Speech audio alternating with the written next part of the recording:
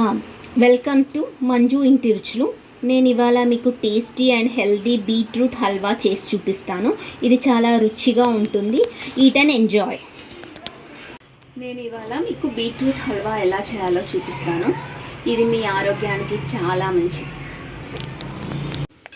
ఈ బీట్రూట్ అనేది ఇలా నెయ్యిలో బాగా వేగాలి. అది ఎంత బాగా వేగితే నెయ్యిలో అంత టేస్ట్ వస్తుంది. సో మనం ఒక 15 నిమిషాల దాకా ఇలా వేపుతూనే ఉండాలి.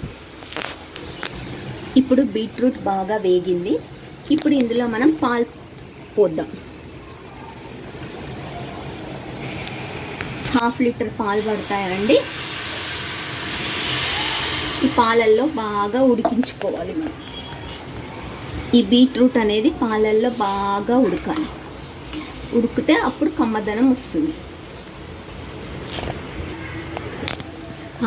ఈ బీట్రూట్ పాలల్లో వేసాం కదండి, ఇక బాగా ఉడుకుతుంది చూడండి. ఉడికి బాగా దగ్గర కావాలి. కొంచెం దగ్గరికి అయిన తర్వాత మనం షుగరు, కాజు బాదం పౌడర్, ఇలాచి పౌడర్ అది వేద్దాం.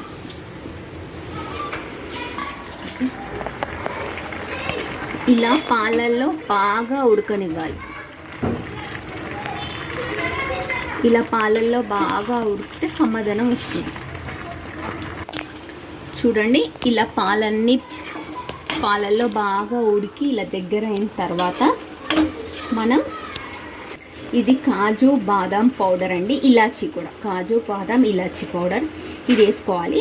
ఒకవేళ మీకు ఇది వద్దు అనిపిస్తే మన దగ్గర ఇంట్లో కోవా ఇలాచీ పౌడర్ ఉన్న వేయొచ్చండి.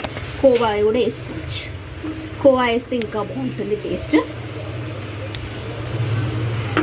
ఇప్పుడు ఈ పౌడర్ వేసిన తర్వాత కలపాలి.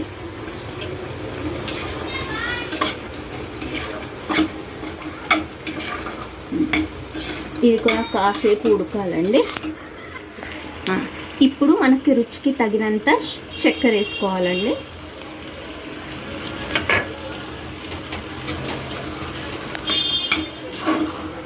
ఇలా బాగా కలుపుకొని ఇది కొంచెం దగ్గరికి అయ్యే వరకు ఉంచాలి.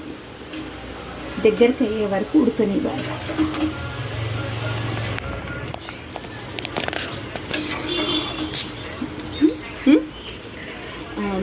మన బీట్రూట్ హల్వా చక్కెర ఆ పొడి అంత వేసిన తర్వాత ఇలా అయిందండి.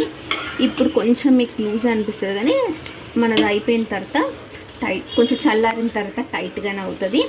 ఇది కాజు కిస్మిస్ నెయ్యిలో వేయించుకొని వేయాలండి. వేసి కలుపుకోవాలి. అయిపోయిందండి మన హెల్దీ బీట్రూట్ హల్వా. మీకు ఈ బీట్రూట్ హల్వా నచ్చినట్టయితే please like, share and subscribe.